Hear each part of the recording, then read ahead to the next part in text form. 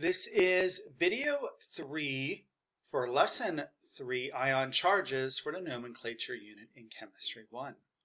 So we have been talking about the periodic table and the charges that are on our copy. So you want to make sure that you have your copy of the periodic table with charges. And what we are going to do is we're going to come up with a way to figure out how to determine ion charges. So what we are going to do is first we're going to look at the PT, periodic table, and we're going to look at the first element in the compound.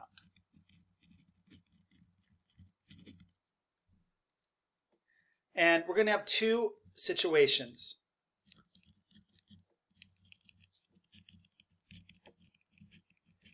If there's only one listed charge, we're going to write it down.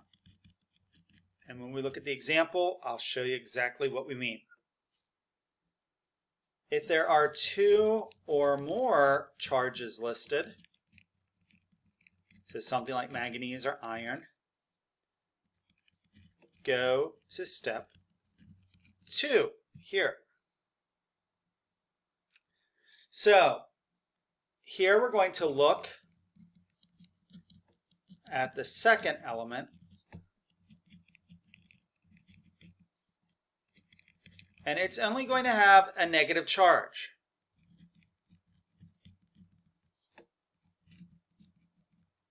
So if it's oxygen, we're going to write down -2. If it's carbon, we're going to write down -4. Then we are going to multiply the charge by the element subscript to give the total negative charge. Now, the total negative charge must equal the total positive charge. So what we're going to do is divide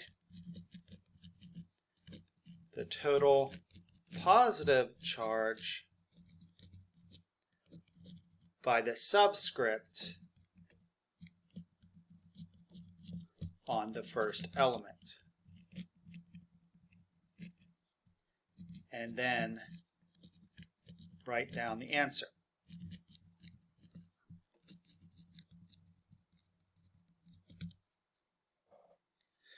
Now, that might seem a little bit confusing. I'm going to show you two different ways to do this, both in a logical method and then a mathematical method.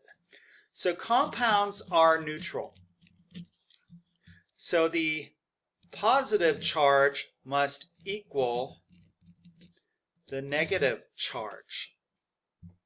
So we have a ratio of elements, and we want the lowest possible combination of these atoms to give us an overall charge of 0. So if we look at this compound, here we have two different elements, aluminum and oxygen. So if we start up here, look at the first element, aluminum.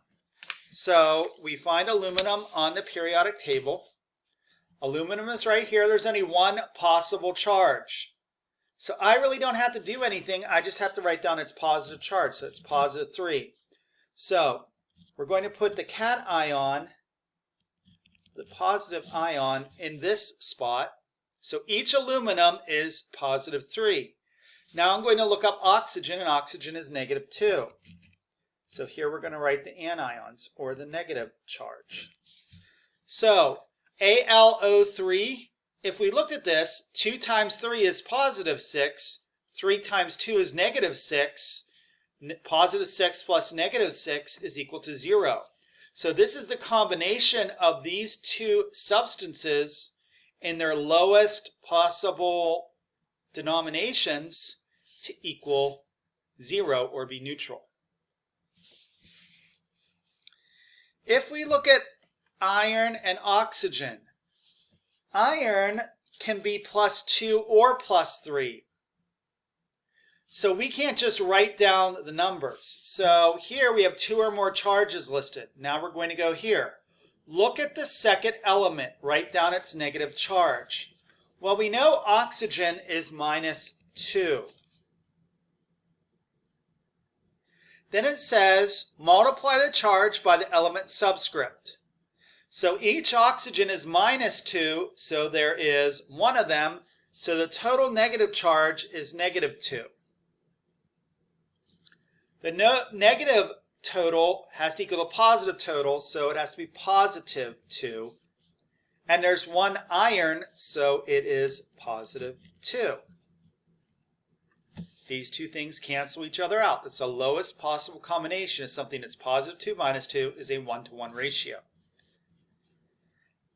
In this case, now we have a 2-to-3 ratio of iron to oxygen. So iron can be +2 or +3. Well, we have to go to the second element, and we know that oxygen, each one is -2. We have 3 of them, so 3 times -2 is -6. Whatever the negative charge total is, we have to have the same number for the positive charge, so +6. So 6, for all of the irons together, and we have 2 of them, 6 divided by 2 is +3. Now, algebraically, if we want to do this, I know for certain that oxygen is -2. And I know that I can write an equation. If I know that I have 2 irons, but I don't know what it is, I can say 2 times x plus 3 times -2 is equal to 0. So I can write an equation. So 2 times the positive charge of iron plus 3 times the -2 charge of oxygen is equal to 0 because it doesn't have a charge. So 2x minus 6 is equal to 0. 2x is equal to 6, which means x is equal to 3. So that is how we could do that algebraically. We could use either method here for Mn and Te. Mn can be +2, +3, +4, +7. We have to figure out which one it is. So in this case, we look at Te first. Te is -2. And there are 7 of them. 7 times -2 is -14. All the Mn's together have to cancel that out, so they have to be +14. Well, we have 2 Mn's, so each one has to be +7. Do the same thing over here. 2 Mn's, I don't know what charge they are, plus 7 times -2 is equal to 0. We solve that, we're going to get +7. Here we have osmium and sulfur. Osmium can be +3 or +4. We have to figure out which one it is. So we look at sulfur. Sulfur is -2. There are 2 of them, so that's -4. All the osmiums together have to cancel that out, so they have to be +4, and since we have 1 of them, it's +4. Algebraically, 1 times x plus 2 times -2 is equal to 0. So we get x minus 4 is equal to 0, x is equal to 4. Let's have you try RES3. So go ahead and pause the video and then come back. So with this one, Re can be +4, +6, or +7. We don't know which one it is. So we have to look at S. S is -2, and there are 3 of them, so that's -6 total. All the Re's together have to be +6, and we have 1 of them, so it's +6. If you did it algebraically, you would have 1 times x is equal to 3 times, or plus 3 times -2 is equal to 0. So x minus 6 is equal to 0, x is equal to 6. Either way works when you do these. So you should have problems in your packet dealing with this. So I would like you to go ahead and work on this paper where it says oxidation number charges. And you're going to do the same thing that we just did. You're going to put the charge of each atom of the substance on these lines. The cation first, the anion second, just like we did in these problems.